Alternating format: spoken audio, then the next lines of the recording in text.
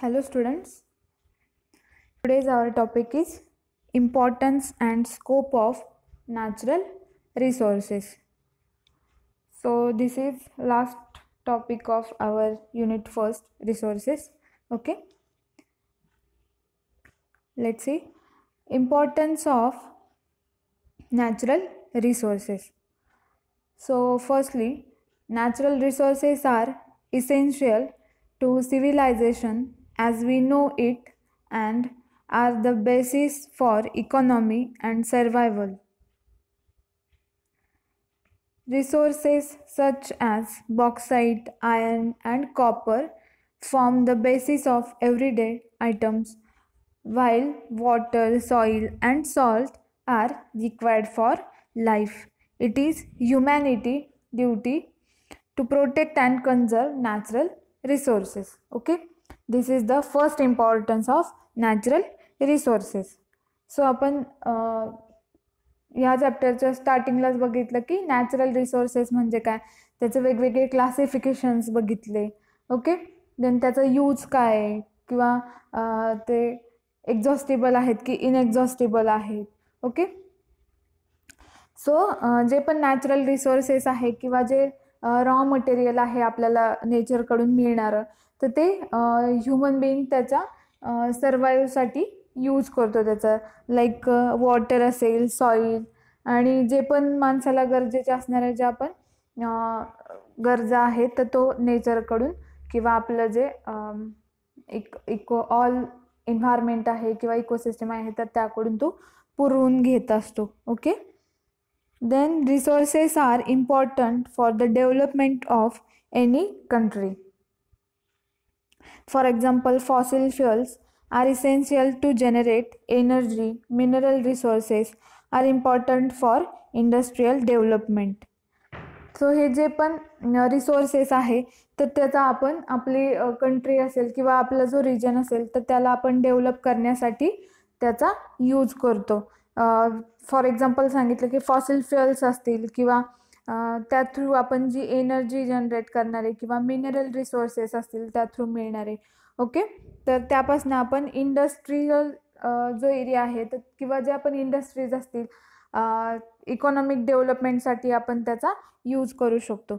Necessary to conserve resources because their irrational consumption and over utilization have led to socio-economic and environmental problems. तर हे जे पण resources आहेत तर त्याचा जो ह्युमन आहे तर तो इरेशनल कन्झम्पशन असेल किंवा ओव्हर युटिलायझेशन असेल तर त्या थ्रू एन्व्हायरमेंटल वेगवेगळे प्रॉब्लेम्स क्रिएट होतात. ओके, जे की आपण मागच्या लेक्चर्समध्ये बघितले की एन्व्हायरमेंटल प्रॉब्लेम्स म्हणजे जे पण जास्त इंडस्ट्रियलायझेशन करायचं किंवा त्या रिसोर्सेसचा मोठ्या प्रमाणात यूज करायचा, त्या थ्रू पोल्युशन होईल किंवा अजून वेगवेगळे जे पण एन्व्हायरमेंटल प्रॉब्लेम्स आहेत तर ते क्रिएट होतील जेणेकरून की इकोसिस्टमला हार्म होईल वगैरे. ओके, सो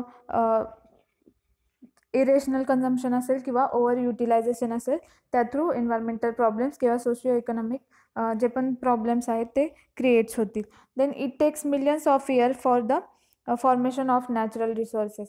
आणि काही रिसोर्सेस जे असे आहेत की ते एक्झॉस्टेबल आहेत किंवा संपणारे रिसोर्सेस आहेत जेणेकरून की ते संपतील पण ते क्रिएट होण्यासाठी त्यांना खूप वर्ष लागतील किंवा लवकर ते क्रिएट होणार नाहीत जेणेकरून त्याचा ह्युमनला परत यूज होणार नाही किंवा फ्युचर जनरेशन असेल त्याला ते यूज करण्यासाठी मिळणार नाहीत. Okay, natural resources are available in fixed quantity and they are non renewable. Okay, so जे नॅचरल रिसोर्सेस असतात तर ते फिक्स क्वांटिटीमध्ये असतात आणि दे आर नॉन रिन्युएबल, ते परत किंवा ह्युमन बिईंग्स त्याला क्रिएट करू शकत नाही. Okay, then natural resources are important and without which living things cannot survive in the world. Okay, जे पण लिव्हिंग थिंग्स असतील एन्व्हायरमेंटमधले किंवा आपल्या अर्थवरचे तर ते नॅचरल रिसोर्सेस शिवाय सर्वाईव्ह होऊ शकत नाही. Okay, then every sector of the national economy like agriculture, industry, transport, commercial and domestic needs inputs of resources. Then they play a vital role in the economic development of the country by enriching agriculture, trade, imports and export. Okay, तर हे जे पण natural resources असतील तर त्या through आपण आपली economic development आपली डेव्हलप करू शकतो. ओके, तर त्यामध्ये वेगवेगळे जे पण सेक्टर्स असतील किंवा एनरिचिंग ॲग्रिकल्चर्स असतील, ट्रेड असतील, इम्पोर्ट एक्सपोर्ट्स असतील. ओके, तर ह्या थ्रू आपण त्याची देवाणघेवाण करू शकतो किंवा आपली इकॉनॉमिक डेव्हलपमेंट वाढवू शकतो. As natural resources are scarce with the growing population, it is necessary to conserve them, and this enable use as well as the future generation to utilize the natural resources to the full extent. Okay, आपण आजकाल बघतोय की पॉप्युलेशनचा जो rate आहे तर तो पण खूप मोठ्या प्रमाणात वाढत चालला आहे किंवा माणसाने ज्या पण नवीन नवीन गोष्टी डेव्हलप केल्या आहेत, सो त्याच्या थ्रू रिसोर्सेस जे आहेत तर ते इन केस नेक्स्ट जनरेशनला ते युटिलाइजसुद्धा करायला मिळणार नाहीत. ओके, सो तर आपण त्याचा कमीत कमी यूज केला पाहिजे जेणेकरून की ते जे पण रिसोर्सेस आहेत तर ते संपले नाही पाहिजेत किंवा आपल्या फ्युचर जनरेशनला पण त्याचा यूज करण्यासाठी मिळायला हवेत. Then resources are vital for any development activity. Irrational consumption and overutilization of resources lead to socio-economic and environmental problems. To overcome these problems, resource conservation at various level is important. Okay, जसं की आपण आधी बघितलं त्याच्या through त्याचा जास्त utilise केला किंवा जास्त यूज झालं, जास्त कन्झम्पशन झालं तर एन्व्हायरमेंटल प्रॉब्लेम्स क्रिएट होऊ शकतात. Resources are vital for any developmental activity. Everything available to us indirectly is obtained from the natural resources available in our environment. Thus they are considered to be the most important gift of nature. Okay, natural resources हे best gift आहे नेचरचं. It is necessary to conserve the natural resources as they need to be even utilized by our future generation. A better way to conserving them is by using the sustainable development technique. Then the scope of natural resources and environmental issues, that is NREI, encompasses all subjects related to the terrestrial science, aquatic resources and environmental studies. Okay, these are the scope or importance of natural resources. Okay, why is conservation of natural resources important? That is, a resources is any natural or artificial substance or energy which can be used for the benefits of mankind.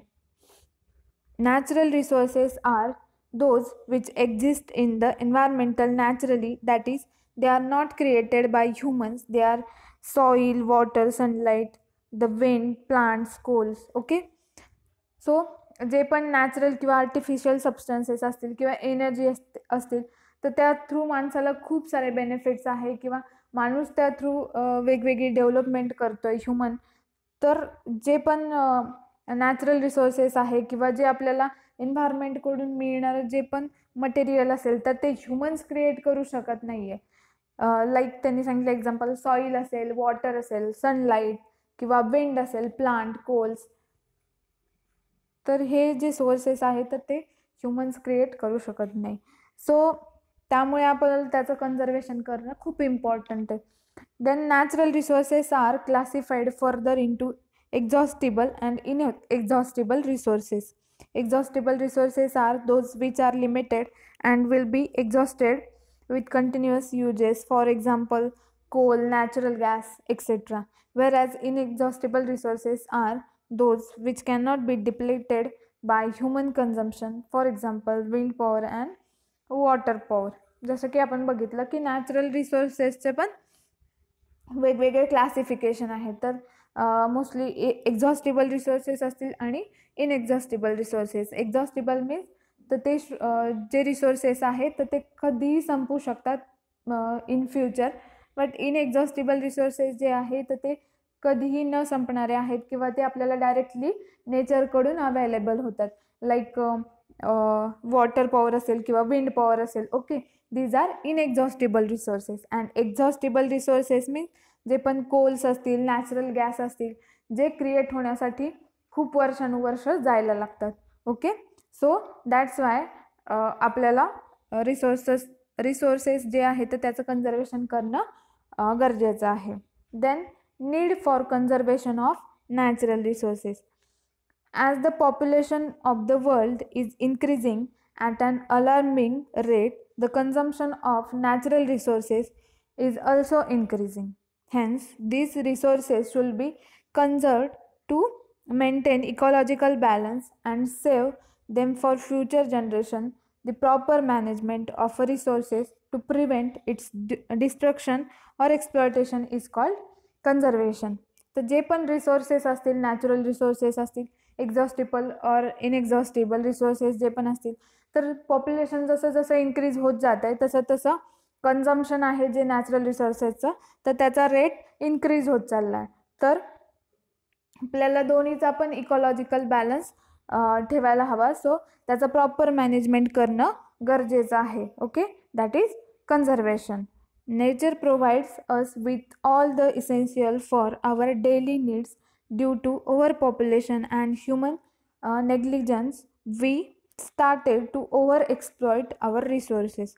If this continues, there will be no resources left for our future generation. The need to conserve the resources are to support life by supporting geological balance, then to ensure that the future generation will be able to access the resources, to preserve the biodiversity, to make sure human race survives.